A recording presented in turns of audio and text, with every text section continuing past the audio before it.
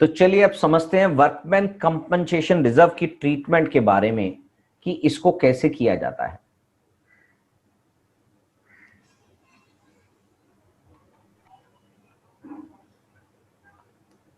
Treatment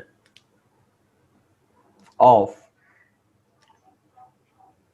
वर्कमैन्स compensation reserve. Normal course में मैंने आपको बताया कोई भी तरह का रिजर्व होता है वो पार्टनर्स को बांट दिया जाता है, मगर इसमें कुछ लायबिलिटी भी क्रिएट हो सकती हैं at the time of dissolution. तो उस केस में क्या करेंगे, उस केस में हम क्या करेंगे उसके बारे में डिस्कस करना है, राइट। तो आपका टॉपिक यहां पर कवर हो जाएगा।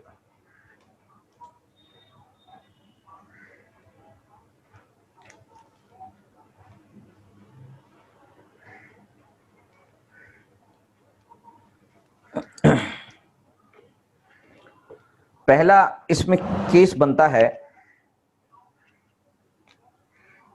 केस 1।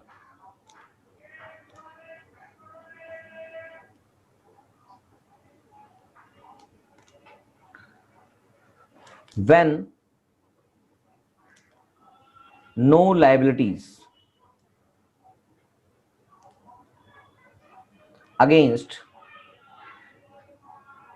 वर्कमैन कंपनसेशन रिजर्व, यानी कि इसके अगेंस्ट में कोई भी लायबिलिटी नहीं है, तो नॉर्मल कोर्स में वर्कमैन कंपनसेशन रिजर्व को पार्टनर्स के कैपिटल अकाउंट में ट्रांसफर कर दिया जाएगा to partners capital account.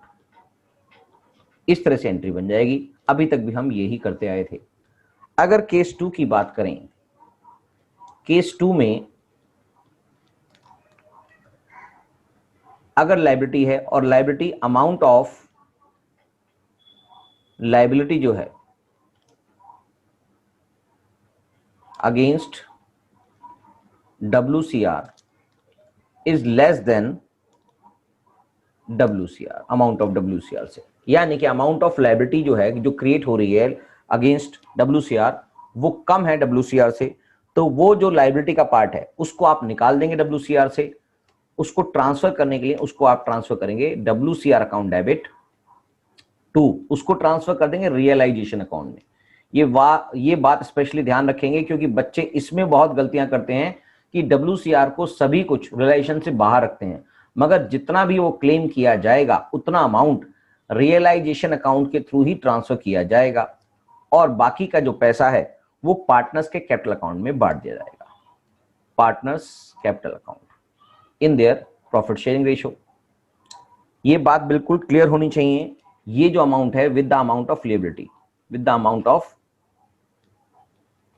Of liability, ये ध्यान रखेंगे।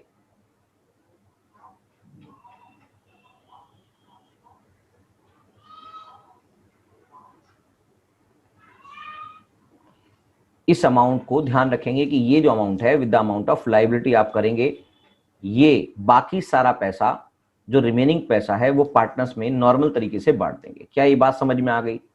तो केस 1 भी क्लियर हो चुका होगा कि आपके पास कोई लायबिलिटी नहीं है। केस 2 में अगर लायबिलिटी का अमाउंट कम है WCR के अमाउंट से तो क्या करेंगे, उसमें से जो क्लेम का अमाउंट है वो रियलाइजेशन अकाउंट में ट्रांसफर कर देंगे और पार्टनर्स को पे कर देंगे। और इसके बाद क्वेश्चन में नहीं भी कहा होगा तो भी एक और एंट्री बनेगी, क्योंकि आपने लायबिलिटी के अंदर क्लेम डाला है और फॉर्म मतलब आपने WCR से क्लेम किया है, जो भी आपके उसके अंदर क्लेम हो रहा है WCR के अगेंस्ट में, तो नेचुरल सी बात है अगर फर्म बंद हो रही है तो इससे रिलेटेड अमाउंट पे भी करना पड़ेगा। तो realisation account debit to bank, ये भी एक एंट्री की जाएगी इसके साथ साथ। क्या ये अमाउंट समझ में आ गया? ये लायबिलिटी का जो भी अमाउंट की पेमेंट की है वो इस अमाउंट से दिखाई देगी। केस 3 की बात करते हैं। केस 3 में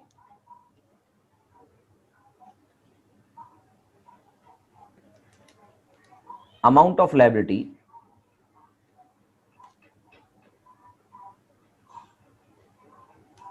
equals to amount of WCR अगर होता है इस केस में, तो क्या करेंगे आप? वही एंट्री करेंगे WCR सारा का सारा पैसा, WCR अकाउंट डेबिट टू सारा का सारा पैसा, क्योंकि अमाउंट दोनों का सेम है, सारा का सारा पैसा रियलाइजेशन अकाउंट में ट्रांसफर कर देंगे, रियलाइजेशन अकाउंट में ट्रांसफर कर देंगे विद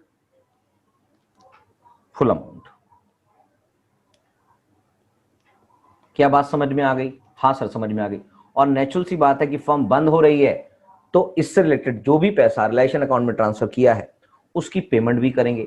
तो realisation account debit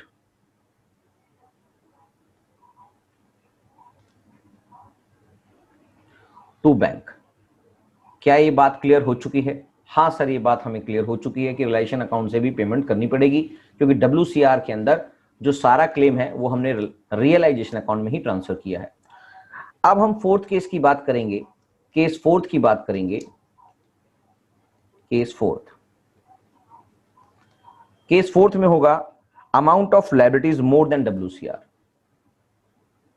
amount of liability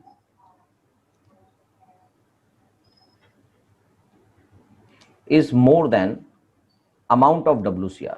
इस केस में आपके पास WCR में जो भी अमाउंट पड़ा होगा उस सारे पैसे को आप रियलाइजेशन अकाउंट में ट्रांसफर कर देंगे और जो actual amount of liability claim हो रहा है उसकी अमाउंट से आप पेमेंट करेंगे।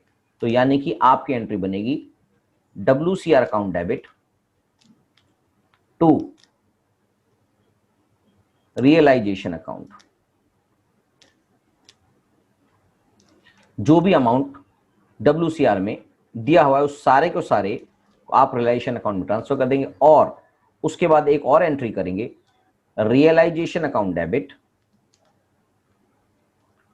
To bank account. और यहां पर अमाउंट जो होगा वो WCR वाला नहीं होगा बल्कि पेड अमाउंट होगा, कि अगर आपके पास WCR में 10,000 रुपए पड़े हैं और एक्चुअली आपने जो पेमेंट की है वो 12,000 की है तो पेड अमाउंट की यहां पर एंट्री की जाएगी। अमाउंट पेड वाली एंट्री रियलाइजेशन अकाउंट के थ्रू की जाएगी और इससे होने वाला जो लॉस है वो ऑटोमेटिकली ही रियलाइजेशन अकाउंट के थ्रू पार्टनर्स के कैपिटल अकाउंट में चला जाएगा। क्या मेरी बात समझ में आ गई? हाँ सर बस समझ में आ गई है। तो WCR से जुड़े हुए जितने भी केस थे वो आपको समझा दिए गए हैं, इससे जुड़ा हुआ कोई भी कंफ्यूजन आपको नहीं होगा। अगर आप इस वीडियो को एक बार और चला के देख लेंगे तो आपको ये बातें क्लियर हो जाएंगी। चलिए नेक्स्ट क्लास में इससे आगे चलते हैं, थोड़ी सी और टेक्निकल चीजें इसमें और हैं तो आप समझेंगे तो आपको समझ में आ जाएगा। Thank you.